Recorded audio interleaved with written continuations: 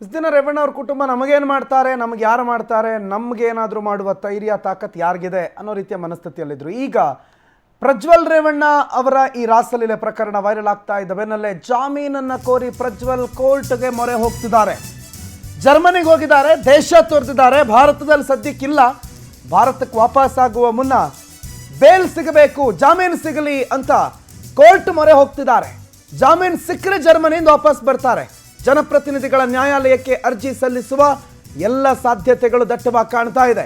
ಪ್ರಜ್ವಲ್ ಮತ್ತು ರೇವಣ್ಣ ಇಬ್ಬರು ಕೂಡ ಅರ್ಜಿ ಸಲ್ಲಿಕೆ ಮಾಡುವ ಸಾಧ್ಯತೆಗಳು ದಟ್ಟವಿದೆ. ಜನಪ್ರತಿನಿಧಿಗಳ ನ್ಯಾಯಾಲಯದಲ್ಲಿ ಜಾಮೀನಿಗೋಸ್ಕರ ಅಪ್ಲಿಕೇಶನ್ ಹಾಕಲಿದ್ದಾರೆ.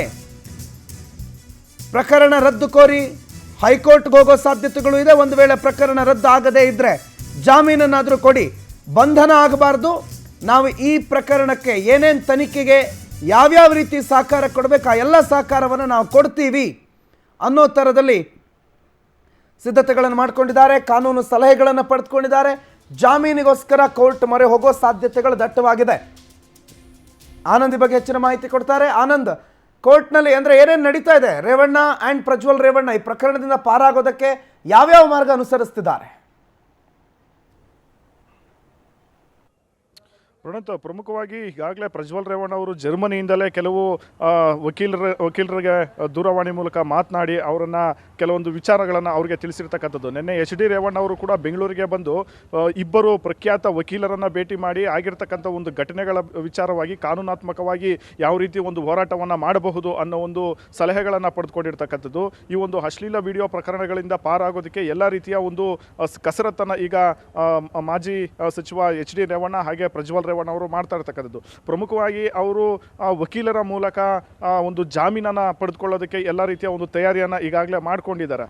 ಈ ಕಡೆ ವಕೀಲರು ಕೂಡ ಜನಪ್ರತಿನಿಧಿಗಳ ಒಂದು ಕೋರ್ಟ್ನಲ್ಲಿ ಕೆಲವೊಂದು ವಾದಗಳನ್ನು ಮಾಡಬಹುದು. ಆ ಒಂದು ವಿಚಾರಗಳನ್ನು ಹೇಳೋದಾದರೆ ಪ್ರಮುಖವಾಗಿ ಈ ವಿಡಿಯೋಗಳನ್ನು ನಕಲಿ ವಿಡಿಯೋಗಳು ಇದನ್ನು ಬೇಕಂತಲೇ ದುರುದ್ದೇಶಪೂರ್ವಕವಾಗಿ ಮಾಡಿದ್ದಾರೆ ಅನ್ನೋ ಒಂದು ವಾದವನ್ನು ಕೋರ್ಟ್ ಮುಂದೆ ಮಂಡನೆ ಮಾಡ್ತಕ್ಕಂಥ ಒಂದು ಸಾಧ್ಯತೆಯೂ ಕೂಡ ಇದೆ.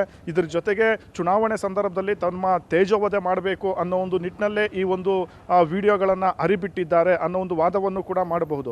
ಜೊತೆಗೆ ಹಾಸನದ ಪಾರ್ಕ್ಗಳಲ್ಲಿ, ಹಾದಿ ಬೀದಿಗಳಲ್ಲಿ, ಫುಟ್ಪಾತ್ಗಳಲ್ಲಿ ಈ ಒಂದು ವಿಡಿಯೋಗಳ ಒಂದು ಪೆನ್ ಡ್ರೈವ್ಗಳನ್ನು, CD-ಗಳನ್ನು ಹರಿಬಿಟ್ಟು ಮತ್ತು ಅವುಗಳನ್ನು ಹಂಚಿಕೆ ಮಾಡಿ ಹೆಣ್ಣು ಮಕ್ಕಳ ಮಾನವನ್ನು ಬೀದಿಗೆ ತಂದವರು ಯಾರು ಅವರನ್ನು ಮೊದಲು ಶಿಕ್ಷೆಗೆ ಒಳಪಡಿಸಬೇಕು. ಕೆಲವು ಹೆಣ್ಣು ಮಕ್ಕಳ ಒಂದು ಖಾಸಗಿ ಒಂದು ಲೈಫನ್ನು ಬೀದಿಗೆ ತಂದಿಟ್ಟು ಅವರ ಒಂದು ಕುಟುಂಬಗಳು ಇವತ್ತು ತಲೆ ಎತ್ತಿ ಓಡಾಡೋದಕ್ಕೆ ಆಗ್ತಾ ಇಲ್ಲ ಅಂತ ಒಂದು ಪರಿಸ್ಥಿತಿಯನ್ನು ನಿರ್ಮಾಣ ಮಾಡಿದಂಥವ್ರ ಮೇಲೆ ಮೊದಲು ಕ್ರಮ ಆಗಬೇಕು ಅನ್ನೋ ಒಂದು ವಾದವನ್ನು ಕೂಡ ಮನ್ನಣೆ ಮಾಡ್ತಕ್ಕಂಥ ಒಂದು ಸಾಧ್ಯತೆ ಇದೆ.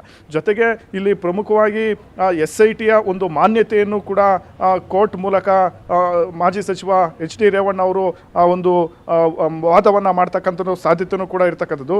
ಹೀಗೆ ಈ ಒಂದು ವಿಚಾರದಿಂದ ಕಾನೂನಾತ್ಮಕವಾಗಿ ಒಂದು ಹೋರಾಟವನ್ನು ಮಾಡೋದಕ್ಕೆ ಮಾಜಿ ಸಚಿವ HD ರೇವಣ್ಣ ಹಾಗೆ ಪ್ರಜ್ವಲ್ ರೇವಣ್ಣ ಎಲ್ಲ ರೀತಿಯ ಒಂದು ಸಿದ್ಧತೆಗಳನ್ನು ಮಾಡ್ಕೊಂಡಿರ್ತಕ್ಕಂಥದ್ದು. ಇನ್ನೆರಡು ದಿನಗಳಲ್ಲಿ ಜನಪ್ರತಿನಿಧಿಗಳ ಕೋರ್ಟ್ಗೆ ಅರ್ಜಿಯನ್ನು ಆಗ್ತಕ್ಕಂಥ ಒಂದು ಸಾಧ್ಯತೆ ಇದೆ.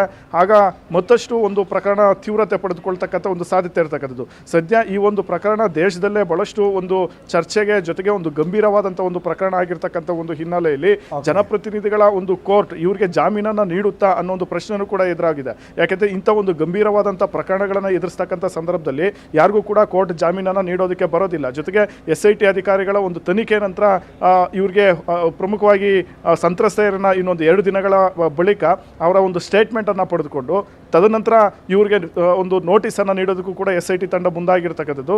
ಹಾಗಾಗಿ ಈ ಪ್ರಕರಣ ಬಹಳಷ್ಟು ಒಂದು ಗಂಭೀರತೆಯನ್ನು ಪಡೆದುಕೊಳ್ತಾ ಇದೆ. ಪ್ರಣೋತ್, ಥ್ಯಾಂಕ್ ಯು ಆನಂದ್ ಮಾಹಿತಿಗೆ.